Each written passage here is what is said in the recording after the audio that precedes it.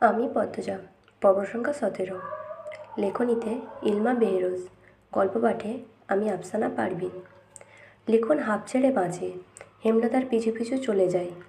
অনেকের নজরে তা আসে। একজন আরেকজনের সাথে আলোচনা করতে থাকে লিখন শাহকে নিয়ে। সবাই ভেবে নিয়েছে পদ্মজা যার সন্তান, এই ছেলেও তার সন্তান। এই জন্যই সবার মাঝ থেকে তুলে নিয়েছে, নয়তো তো কথায় কথায় ধরা পড়ে যাবে। লিখনকে মোড়ায় বসতে দিলেন হেমলতা। লিখন কিভাবে কি শুরু করবে বুঝে উঠতে পারছে না। হেমলতা শুরু করলেন, আমি জানি তুমি কি বলবে। তোমার 2টা চিঠি আমি পড়েছি। লিখন চমকে তাকালো, আবার স্বাভাবিক হয়ে গেল। হেমলতা বললেন, দেখো লিখন, পরিস্থিতি আর হাতে নেই। অন্য সময় হলে আমি পদ্মজাকে তোমার হাতে তুলে দিতাম। তুমি নর্ম, ভদ্র, বুদ্ধিমান ছেলে, কমতি নেই কিছুতেই, কিন্তু এখন তা সম্ভব নয়। তবু পদ্মজা তোমাকে নিজের মুখে যদি চাই, আমি তাৎক্ষণিক তাকে তোমার হাতে তুলে দেব। কিন্তু সে চাইবে না, কারণ সে তোমাকে ভালোবাসে না। আমার কথাগুলো শুনে কষ্ট পেও না। আমি সরাসরি কথা বলি। পদ্মজার দৃষ্টি, অনুভূতি আমার চেনা। সে তোমাকে ভালোবাসেনি কখনো। তোমার মন ভাঙবে ভেবে মায়া হচ্ছে, কষ্ট পাচ্ছে। তুমি বাড়ি ফিরে যাও। কষ্ট হবে ভেবেই বলছি, ফিরে যাও। লিখন কয়েক সেকেন্ড চুপ থাকে, চোখের দৃষ্টি রাখা মাটিতে। বলল, আন্টি, মেয়ের ভালোবাসা দেখছেন, অন্যের সন্তানেরটা দেখবেন না। অন্যের অনেক সন্তানই আমার মেয়েকে ভালোবাসে। সবার কথা ভাবা কি সম্ভব? হেমলতার কথায় ভীষণ আহত হলো লিখন। তার মনে হচ্ছে সে কঠিন পাথরের সাথে কথা বলছে। 2 চোখ জ্বলছে ভীষণ। এক্ষুনি কান্নারা ঠেলে ঠুলে বেরিয়ে আসবে। ছেলে হয়ে কাঁদা ভীষণ লজ্জার ব্যাপার। লিখন নিজেকে সামলানোর চেষ্টা করল। হেমলতা কঠিন স্বরে বললেন, তুমি পদ্মজার রূপের প্রেমে পড়েছ লিখন। লিখন সঙ্গে সঙ্গে চোখ তুলে তাকায়, বলে, আন্টি ক্ষমা করবেন, কিছু কথা বলি।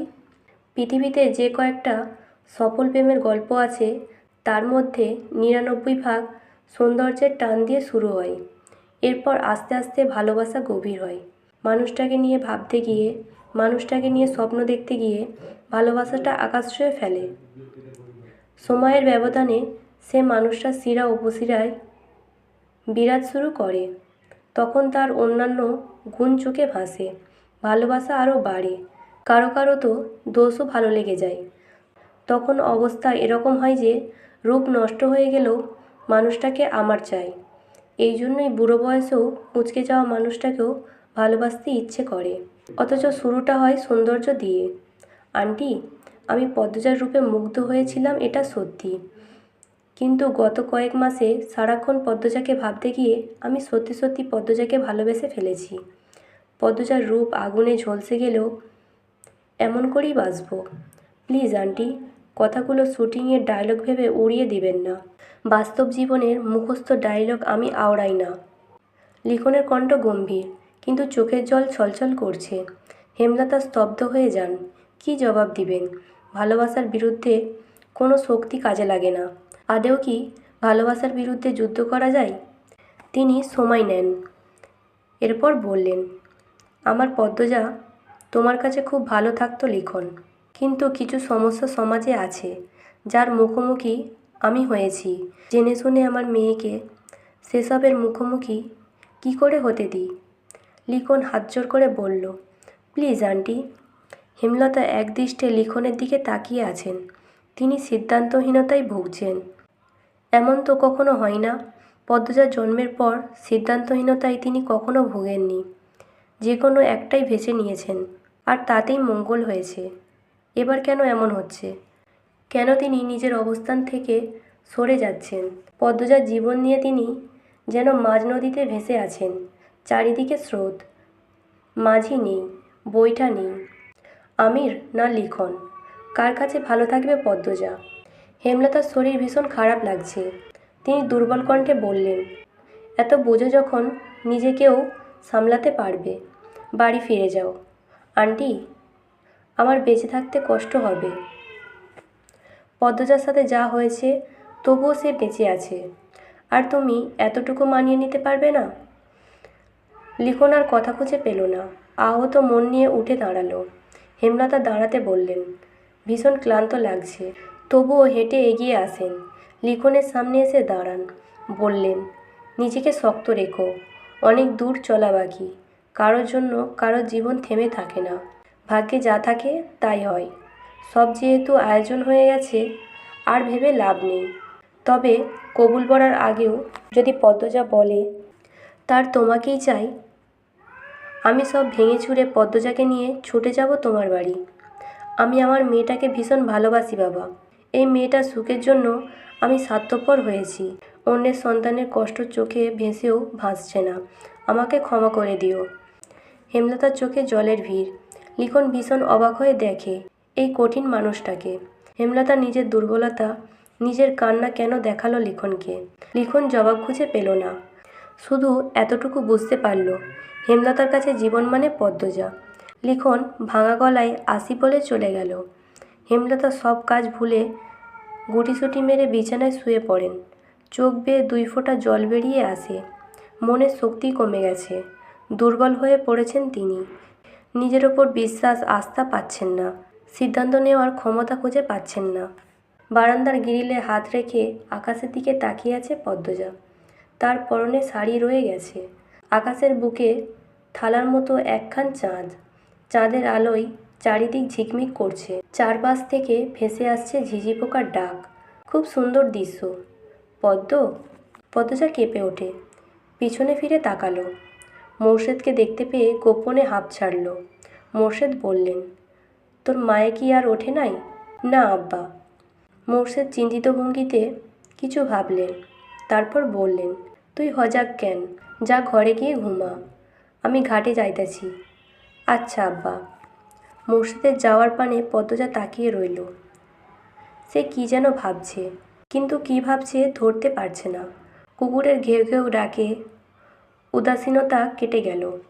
শাড়ির আঁচল টেনে সাবধানে হেঁটে সদরঘরে ঢুকল। সদরঘরে পাটি বিছিয়ে দূর দূরান্ত থেকে আসা আত্মীয়রা ঘুমাচ্ছে। তাদের ডিঙিয়ে পদ্মজা হেমলতার ঘরে আসে। হেমলতা ঘুমাচ্ছেন বেঘোরে। শুনেছিল লিখনসাকে নিয়ে তার মা নিজ ঘরে এসেছিলেন। এরপর কি হলো কে জানে। সন্ধ্যার পর পূর্ণা গিয়ে জানালো, আম্মা ঘুমাচ্ছে। হেমলতা কখনো সন্ধ্যার সময় ঘুমান না, তাই পদ্মজা ঘোমটা টেনে হেমলতার ঘরে ছুটে আসে।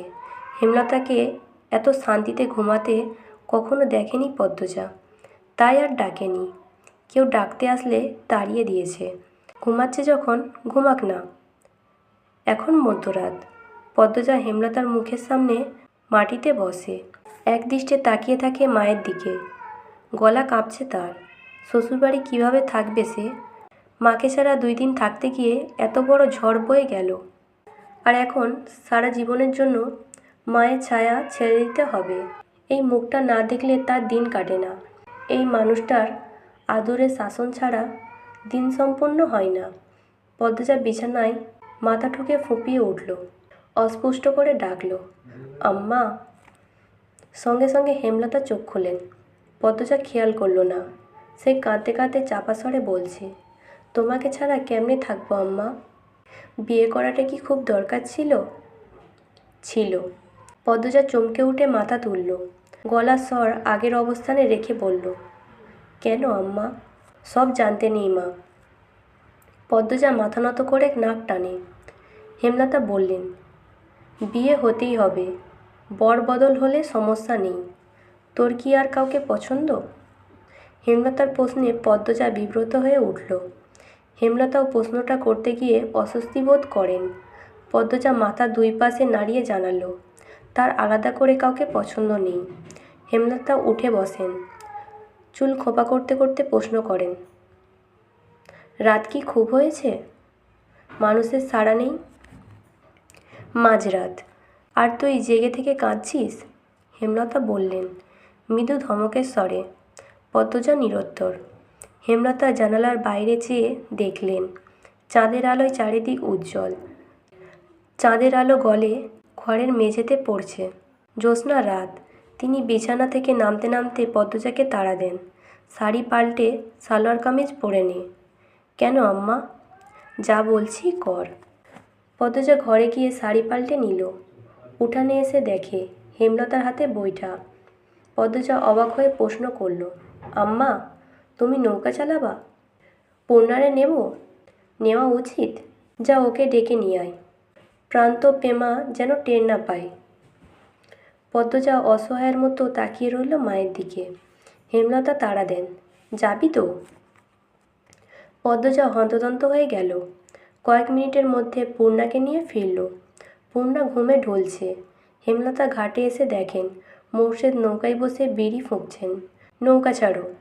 মোর্শেদ দুই মেয়ে আর বউকে দেখে হকচকিয়ে গিয়েছেন। তার মধ্যে হেমলতা যেভাবে বললেন নৌকা ছাড়ো, আরও ভড়কে গেলেন। চোখ বড় বড় করে প্রশ্ন করলেন, কেন? কীটা হয়েছে? মোর্শেদের জবাব না দিয়ে পদ্মজা পূর্ণাকে নিয়ে হেমলতার নৌকায় উঠে পড়েন। স্থির হয়ে বসেন। বইটা মোর্শেদের দিকে বাড়িয়ে দিয়ে মিষ্টি করে হেসে বললেন, জ্যোৎস্না রাতের নৌকা ভ্রমণে বের হয়েছি আমরা। তুমি এখন আমাদের মাঝি। হেমলতা থামেন। এরপর আঞ্চলিক ভাষায় বললেন, লও মাঝি, বইটা লও। ছাড়ো তোমার নৌকা। যত শিখি চাইবা তুমি ততই পাইবা। একসাথে চারটা দুঃখী মানুষ হেসে ওঠে। মোর্শেদ বইটা হাতে নিয়ে নৌকা ছাড়েন। হুট করেই যেন অনুভব করছেন যুবককালের রক্ত শরীরে টগবগ করছে। এই তো তার সংসার, এই তো তার আনন্দ। রাতে নির্মল বাতাস, মাদিনী নদীর স্বচ্ছ জলে চাঁদের প্রতিচ্ছবি। কচুরিপানারা ভেসে যাচ্ছে। সব কিছু সুন্দর, মুগ্ধকর। পূর্ণার বুকের ভারটা খুব হালকা লাগছে। পদ্মজা প্রাণ ভরে নিঃশ্বাস নেয়। রগে রগে শান্তি ঢুকে পড়ে। আল্লাহ তাআলা যেন প্রকৃতির সৌন্দর্যে যে কোনো দুঃখী মানুষকে সুখী অনুভব করানো মন্ত্র ঢেলে দিয়েছে। মোর্শেদ নাকি গো? হিন্দুপাড়া থেকে কেউ একজন চেঁচিয়ে ডাকল। মোর্শেদ এক হাত তুলে জবাব দিলেন, হ দাদা, আমি। রাইতের বেলা যাইতাছ কই? মেয়ে বউ লইয়া জ্যোৎস্না পোয়াতে বাইর হইছি দাদা। তোমাদেরই দিন মিয়া। মোর্শেদ আর কিছু বললেন না, হাসলেন। ওপাশ থেকেও আর কারোর কথা শোনা গেল না। নৌকা আটপাড়া ছেড়ে হাওরে ঢুকে পড়েছে। শাঁসা করে বাতাস বইছে, গায়ের কাপড় উড়ছে। হেমলতা দুই মেয়ের মাঝে এসে বসেন। তিনি চাদর নিয়ে এসেছেন। দুই মেয়েকে দুহাতে জড়িয়ে ধরে চাদর ঢেকে দেন। বাতাসে চাদর উড়ে আরও আওয়াজ তুলছে। চাঁদটা একদম মাথার উপরে, তাদের সাথে সাথে ঘুরছে। মোর্শেদ মনের সুখে গান ধরেন, লোকে বলে রে, ঘর বাড়ি ভালা নাই আমার, কি ঘর বানাইমু আমি শূন্যেও মাঝার। ভালা কইরা ঘর বানাইয়া কয়দিন থাকুম আর, আমি কয়দিন থাকুম আর। আয়না দিয়া চাইয়া দেখি, আয়না দিয়া চাইয়া দেখি, পাখনা চুল আমার। লোকে বলে ও বলে রে, ঘর বাড়ি ভালা নাই আমার। পাখনা চুল আমার বলতেই পূর্ণা ফিক করে হেসে ফেলল। এই যে পাঠক পাঠিকারা, গল্প শোনা শেষ আর দৌড় দিয়ে পালাচ্ছেন। সাবস্ক্রাইব কে করবে শুনি? জলদি জলদি সাবস্ক্রাইব করো, নইলে গল্পের ভূত তোমাদের পিছন ছাড়বে না।